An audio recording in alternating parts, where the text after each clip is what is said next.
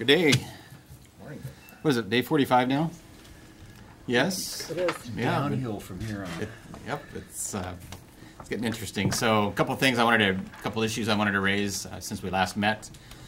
First, watched 2 nights of public testimony on oil tax reform. It looked like about 4.5 hours or so. I was just very thankful for moms, dads, individuals that gave up their mealtime to turn out to testify in front of Senate Resources. It just tells me that when over 100 people had the opportunity to testify, I appreciate the fact that they turned out and that many support meaningful tax reform and want to see their future enhanced with that. Second, I want to speak to a fast-track supplemental. Several weeks ago, I met with the finance leadership of both houses and urged them to move on a fast-track supplemental bill, in particular for the military force structure funding to develop a strategy to maintain our military force structure here. I then also this past week sent a letter to each respective body asking them to move on a fast-track supplemental bill and included disaster funding with that military force structure funding. Met today with House and Senate finance leadership along with the Speaker and Senate President, and they've been working as well to come to an agreement on what to move and how to move something quickly so that we can address these more urgent needs quickly. And I think we've reached a consensus that we're going to work together to get this done, which I think is the first step. Third, yesterday I convened Fairbanks and other interior legislators together to discuss energy solutions. Every one of us, Republicans, Democrats, my administration have worked for a number of years to bring energy relief to a number of communities, including Fairbanks. Obviously, many of our communities, including Fairbanks, are suffering under high energy costs, and we want to address that. So I did not bring it with me, but I'm happy to release it. I brought a piece of paper with every energy solution proposed in legislation or with appropriations this year, put it on the table, said let's have a full discussion of these topics, and let's see if we can collectively get to agreement on how to move forward. I can tell you that there was a general consensus among the group to pursue together a natural gas solution for Fairbanks, and we're going to work on that, but I just wanted you to know that full discussion happened. I'm happy to get you the paperwork that everybody had if you haven't already seen that. So with that, I'm going to open it up for questions and take some time there. Governor, you've had time now to look at some of the concepts or proposed amendments that the Senate is looking at. Do any of them represent, in your mind, meaningful reform or something that you could get behind? Certainly, there are some amendments in the pile that I think there are about 18 amendments. Certainly, some of them do. I mean, the ones, for instance, that are very similar to what's in HB 110, I think move the needle on production. But again, we've got kind of a moving target. We started with SB 192. We got a committee substitute. We got 18 amendments or so. Where there's talk of another committee substitute coming with more amendments. So until we have something to really land on, it's hard to comment. But I also want to just say I appreciate the fact that public testimony was had. That's something we fought for in the last week and a half to make sure it occurred. It occurred, and I think that was hugely important. Governor, did you have to fight for public testimony? All the things you mentioned are pretty standard parts of the process on any kind of bill. That's why I had to fight for it, because it wasn't included in the original schedule for last week. I went to the leadership and asked them, where is the public testimony? Because there wasn't originally room for public testimony. What there was going to be was testimony from the industry, testimony from Department of Revenue. They were going to take up the amendments and move it. That was the schedule. The schedule changed, and I'm just grateful that they did that. I think that was the right thing to do, and that is the normal process here. You're right. There wouldn't have been public testimony if you hadn't intervened. There wasn't public testimony scheduled, no. Last week. Correct. But how about this week? How about there was. There was. Right, and I'm asking if you're saying that the public testimony happened because of your influence. I think it did, but again, I said I'm very happy that public testimony occurred. This is the first time that the open public testimony has been allowed in the Senate on this bill or any other substantive oil tax bill. It's all been in testimony by invite only up to this point. After after over a year. All right. It's a topic other than the oil taxes? Yeah. Okay. What happened with your appointment to the Human Rights Commission, Mark Fish? I mean, I understand that officially he stepped aside, but had he lost your support? And if so, why? And then I'd like to follow up on that. Well, I was notified last night that he had resigned. That was the first I had heard of it, so I can't tell you anything beyond that at this point. And Yeah. I've actually read more than I knew because I found out late last night that he had resigned. Had the appointment been brought back to you to say some concerns have come up? No, not before the resignation had been offered. So you hadn't heard of any trouble with it? I had not. No. Well, Those I'm just going to tell you those issues are typically handled by Jason Hooley, of my head of boards and commissions. We do a thorough vetting of the candidates when they come in. This is an individual who had served and volunteered for the last 3 years on this particular board. And like I said, I learned about it last night after the resignation. And last year, your appointment to the Judicial Council, Don Hayes, if I'm pronouncing that correctly, he ran into trouble, and the Senate committee refused to support that, and he ultimately stepped aside as well. You've kind of addressed somewhat the process that your staffer, Jason Hooley, is director of boards and commissions, but how is the vetting done? Does there need to be more vetting of your nominees? Well, I think that's what the public process is for. And if you understand too that I have appointed and will appoint hundreds more. I've appointed hundreds of people to boards and commissions, judgeships, and we'll have the opportunity to appoint hundreds more.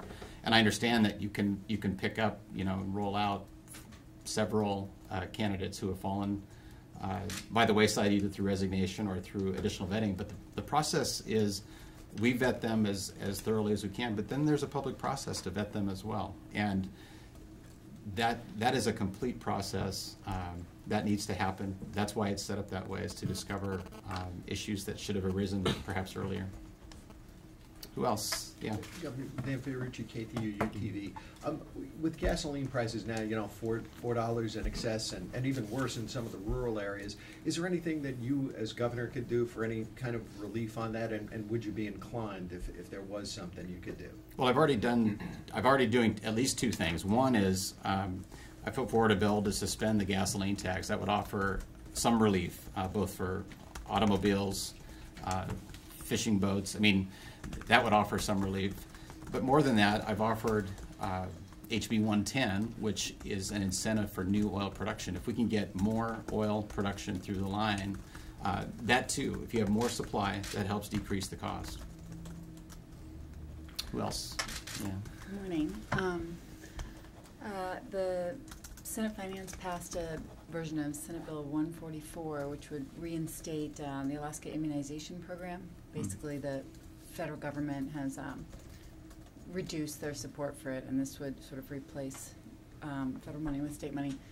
And the substitute bill passed from the Senate included all the vaccinations that the federal government included, including HPV vaccination for children. And I'm wondering how you feel about that one, that bill, if you. I honestly haven't looked at it, so I can't offer a statement on that right now.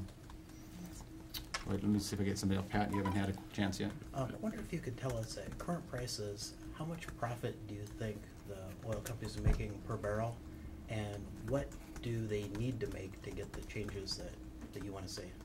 Well, I know that they are making profit here, clearly. The question is, where are they going to invest that profit? Are they going to invest it here in Alaska? Are they going to take it to Texas, North Dakota, and points beyond? I'm working to incentivize new production here and bring those profits back to Alaska. That's the whole point of it. I think you can find those numbers from their published reports. The question is, where are they going to spend those profits? And that's what I'm focused on. What I want to know is, what number do you think they have to invest here? I think they have to have a competitive climate in this state to invest here. If they can get a greater return in this state than in Texas, they will invest the money here. If they have a greater return than in North Dakota, they will invest it here. I mean, I keep going back to the, I go back to the story of talking with the North Dakota governor this last year, where he said, "Hey, Parnell, have you changed the tax regime on oil in Alaska yet?" And I said, "Well, I've made it through this, got it through the state house. I'm still working the state senate to get them to do it too." his comment to me was good. That means we don't have to change our tax regime yet. I mean, he gets that it's about making our states competitive for investment. And that's what I'm trying to do, is incentivize that production. How do you come up with the number to put in, say, HB 110 if you don't know what the oil companies need? Or do you know and just can't say? I know that with HB 110, they have committed at least $5 billion of new investment within the first 3 years. I know that that is significant and will move the needle on production. We don't have that kind of a guarantee with SB 192 or its committee substitute that's in Senate Resources right now. So I'm looking for ideas, bills that move the needle on production. All right, who else? So you will not say what number. Go ahead. Governor, on this subject, I think it was the House Minority Leader had a clever line the other day. She said about incentivizing oil production at the North Slope. It is a tough area to drill, she said, but you don't have to have an Uzi to drill at the North Slope. And she and Representative Peterson at that same press conference had said, "Show me the oil." He wasn't convinced that there were incentives that would increase production. What do you say to both of those comments? I'm sorry. Well, say that again, because Yeah, I wasn't tracking you between the two comments. Yeah, it was, you don't need an Uzi to drill at the North Slope, so you don't have to heavily incentivize production, because in a lot of areas of the world, they're violent. And then Representative Peterson was saying that he didn't think that, he said, "Show me the oil." He said, I don't see where this incentivizes more production. I was wondering if you could address those two things, where these are contentions that you don't need more incentives up at the North Slope. Well, we think that because we are Alaska and we love our land, that everybody else does too.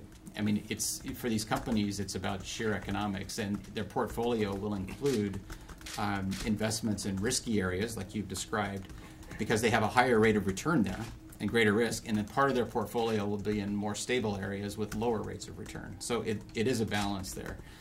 But the bottom line is, how do we, when compared to other stable areas like Texas and North Dakota, for example, how do we bring that investment here? How do we bring those profits back here instead of letting them take the profits somewhere else? That suggests you don't hold with the idea that the producers have, or that leases impose a duty to produce. At Senate Resources Committee hearings earlier this year on 192,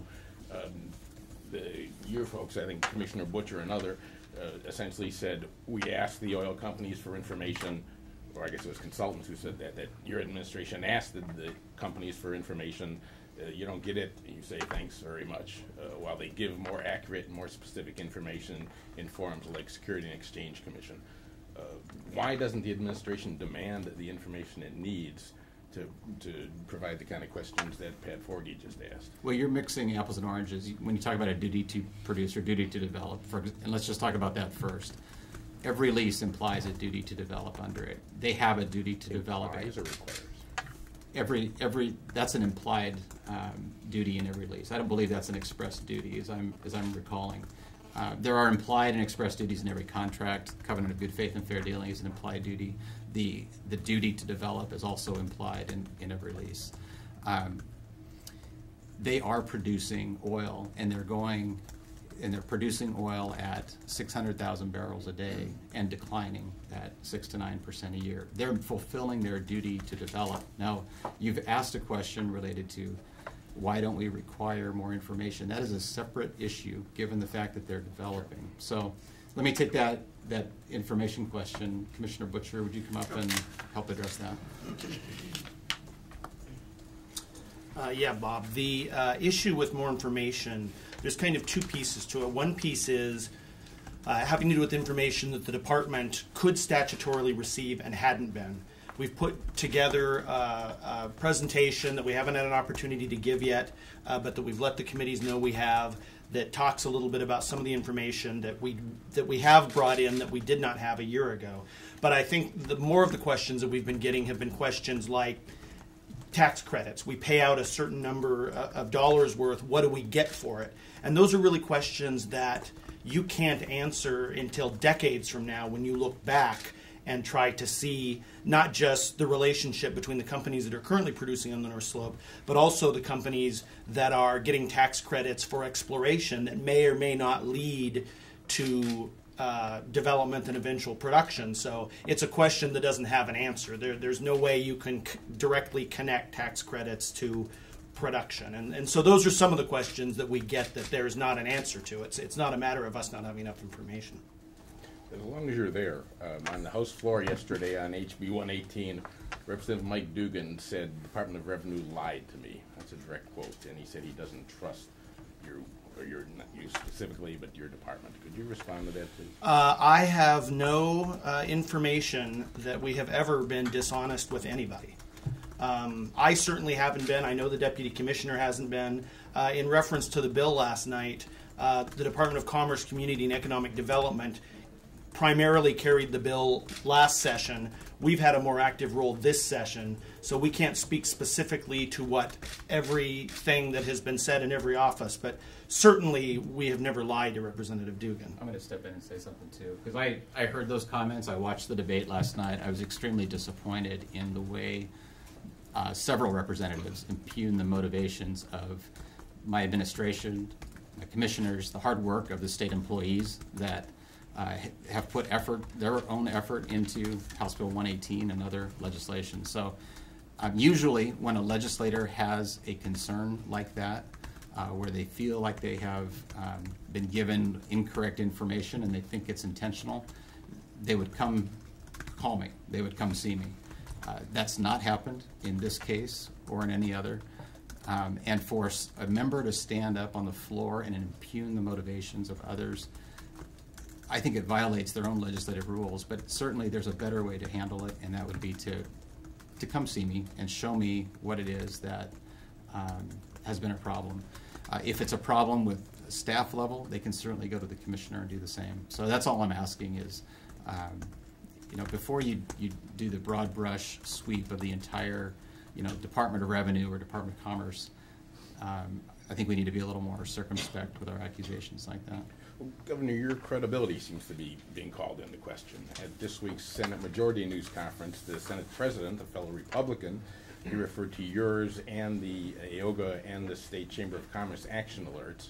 So I can't say specifically which one he was talking about, but he said the information is purely deceptive. That's a direct quote. Mm-hmm. And he said simply not true, the claim that the SB 192 raises taxes. Last year, you got public complaints on the House floor that your administration wasn't answering questions and wasn't providing timely answers to questions. And it was held after the House vote on HB 110. This year, you got the same kind of complaints in Senate Resources earlier in the year. I believe Senator Stedman said some of the presentations from the Department of Revenue were misleading and presenting figures in ways that just confuse the issue rather than focusing on the issue at hand. Well, it's easy to make those broad sweeping statements. Well, and those are fairly specific statements. Actually, they're not, but I will address one of them. So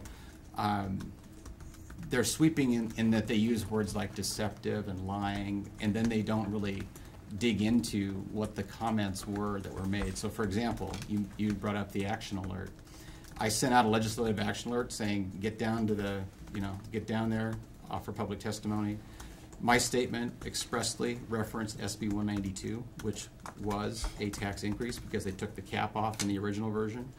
The slide that Commissioner Butcher offered that is being offered as something different than I said was related to the committee substitute for SB 192. This is a moving target, and there was no inconsistency in the statements made, and if people would dig in and actually just breathe for a minute and look at what was said, we'd actually see that I told the truth, the commissioner told the truth, and that we're all here trying to get the job done for Alaskans. So, this is really about trying to grow our economy, and the name calling needs to stop, and we need to focus on bringing about solutions. Thank you.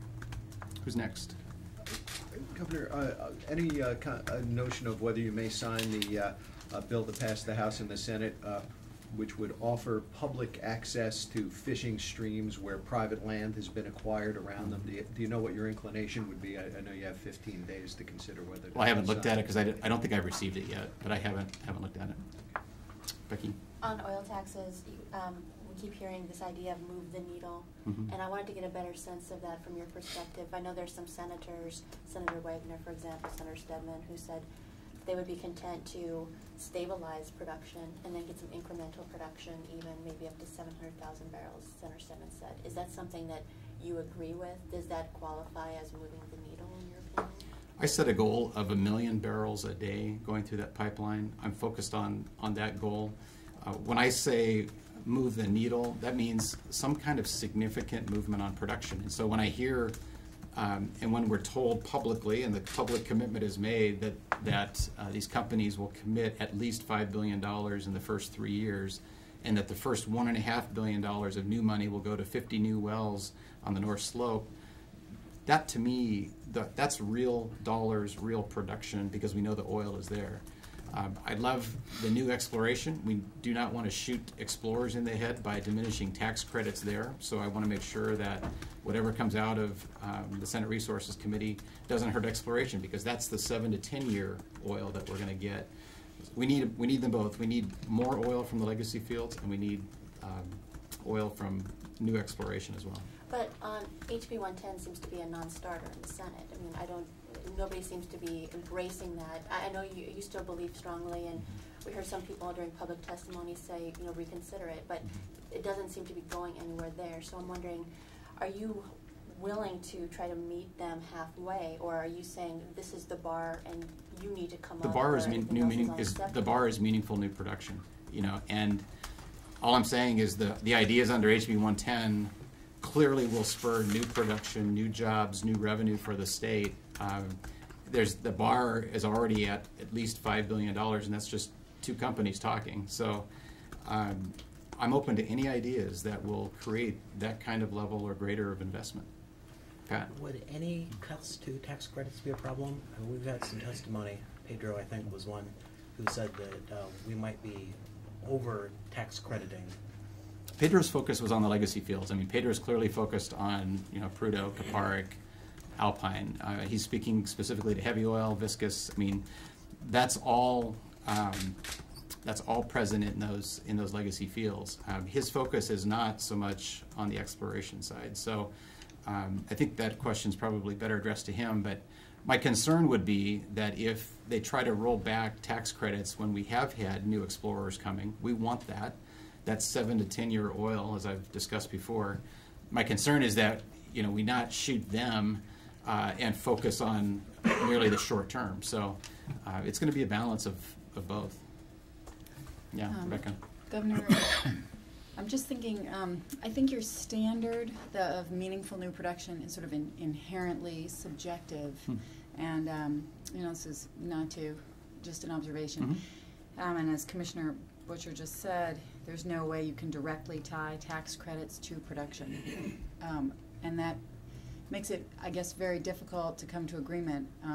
It's ultimately based on sort of a belief about what you believe will spur meaningful production. And Well, given what that, I know what spurs meaningful production is new investment, and so I know that if a tax change spurs new investment, especially in a legacy field, we know that means new production. So that's how I get there.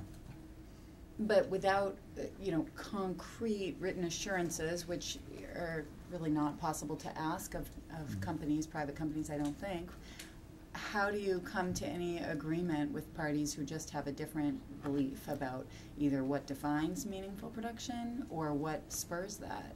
Well, again, the bar is set pretty high when companies have said they will invest at least $5 billion in the first 3 years. I recognize that, but I think big, and I think Alaska deserves leaders that think big and want new production at significant levels. This business of just cutting a little bit of tax between $92 and $120 a barrel, if that doesn't get us any new investment in this state, that gives away taxes that we're already collecting with no promise of investment. So if the companies do not follow through, you're asking for an ironclad investment from 3 companies. I want 30 companies doing business here. I want to spark a renaissance on the North Slope like we've sparked in Cook Inlet. That's what I'm trying to do. Okay, go online. Operator, could you take us off lecture mode, please? We're ready for Thank you. online Online Q&A. are open. If you'd like to ask a question, please press *1 at this time. There are no online questions. Thank you. Bob? In Fish and Game funding, Governor, the Senate Budget Subcommittee for Department of Fish and Game, at least the last 2 meetings, have been telling the commissioner who's attended those meetings personally and the department that they want more projects to do something specifically about the decrease in Chinook stocks all over the state and especially in the YK area. They asked, in fact, this last Tuesday for a list of projects to come up at their next meeting. Will you allow an increase in spending for those things, or are you going to hold the cap down on overall state spending? Well, first off, I have said I'm going to hold the cap on overall state spending, but within that cap, Specifically on that, yeah. within that cap, there's opportunity for movement. And if there are projects that the Senate and House agree on together on Fish and Game, that will be considered along with everything else. So it starts off on an equal footing as something that's important to our state, is to manage our fisheries resources. Now, I got to tell you, we have funded additional research in the budget that I proposed. You probably know those specifics even better than I now because I haven't reviewed them for about 2 months. But bottom line is I would consider any increase so long as we stay within the spending limit and as long as it appears to be a wise use of the state's resources. So that's In the my answer. situation in the YK with the Chinook stocks there is not particularly dire or dire enough to... Well, I got to tell you, we are already addressing those in a number of ways. And Well, apparently if we- not if- to the satisfaction of the Senate Finance. And if they have suggestions, I'm open to hearing them. But I mean, they're asking the experts at Fish and Game to tell us what kind of projects they can do. They are saying we don't know how to manage fish stocks and how to research fish stocks. We want the department to propose projects, and the department seems to be reticent. Well, you and I probably both know why the department is reticent, and that is because the game here is the governor proposes the budget, and then all the finance members try to get the department to come forward with projects, and then they pretend like it's part of the governor's proposal. I'm happy to have an honest discussion over Fish and Game projects if the Senate wants to, for example, wants to put that within their spending limit. I'm happy to do that. But I'm not going to have my commissioners running around suggesting new projects and having finance co-chairs pointing at them and saying, well, you proposed it, the governor proposed it. That's what's happened in the past. So there's a natural reluctance to playing that game that way. But again, happy to discuss increments within the spending limit I've set, and happy to help with further research. Becky? There's a legislation on both the House and Senate that would call for separate accounting of oil profits. Is that something, have you looked at those bills, and is that something that you would be open to? A tax increase. I mean, I think that says it all right there, is that at this point, separate accounting results in a tax increase on an industry already leaving our state with production already in decline. So it's not something I would be open to unless there is a way that we can see, unless we can see our way forward to new production with it. It's not the means, it's the end, and the end is new production, new opportunity for Alaskans. Let me take one more.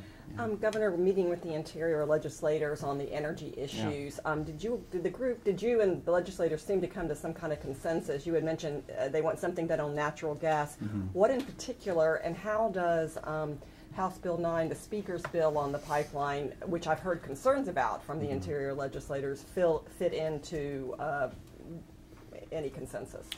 Okay, well, again, I'm going to talk to you conceptually because the natural gas options for Fairbanks include trucking, gas line, and what we did, and I'll get you this paper of ideas, but we set the ideas out there in terms of near term, long term. We put 0 to 3 years, 4 to 6 years, 7 to 10 years, and we listed each idea based upon the time frame for implementation. And the trucking idea, for example, to truck gas from the slope is about a 3 to 6 year time frame when it's all said and done to get that implemented. It involves a liquefaction plant. It involves a truck fleet. It involves a distribution system. And then as a group, we collectively agreed to work on that as a nearer term solution. You mentioned now HB 9, and how does that fit in? That's the gas line solution for Fairbanks. That in itself is in that longer term time horizon. 7, 10, 12 years, depending on, you know, whose time frame you're looking at. That's something too that is part of the discussion and will continue to be part of the discussion. But the one thing that we did agree on is to explore together further what state legislators and I can do with respect to this storage, trucking, liquefaction solution. So that's the one kind of takeaway that I can tell you, that there was collective agreement around the table on. The pipeline under HB 9, though, my understanding is it would bypass Fairbanks by 40 miles, and I've heard concerns about that. Well, certainly there are concerns about that because then to build the offtake for Fairbanks, that's 30 or 35 miles worth of cost that gets added. And I certainly understand that. We're not even that deep into that discussion in terms of, I mean, I sent a letter asking AGDC to reevaluate that and try to bring that line closer to Fairbanks. So that's, I mean, that was a year ago as part of their study. And at this point, I felt it was important to convene legislators collectively on the energy challenges faced by Fairbanks and the interior. And next week, I'm also meeting with rural legislators on the same topic to lay all the proposed solutions on the table. One follow-up on that, you're looking at things that are sort of long range and trying to get behind an idea. Do you support sort of a short-term type subsidy, like a voucher or some sort of short-term relief that's similar to what's being proposed right now? I think it's possible that short-term relief could be agreed to in the end, but I don't see, I don't understand why those of us in the state who aren't suffering from high energy costs should receive the same benefit as those who are. So that's something that we're going to have to work through, and I'm still open to ideas. But thank you for time. Thank you, Governor. Thank you.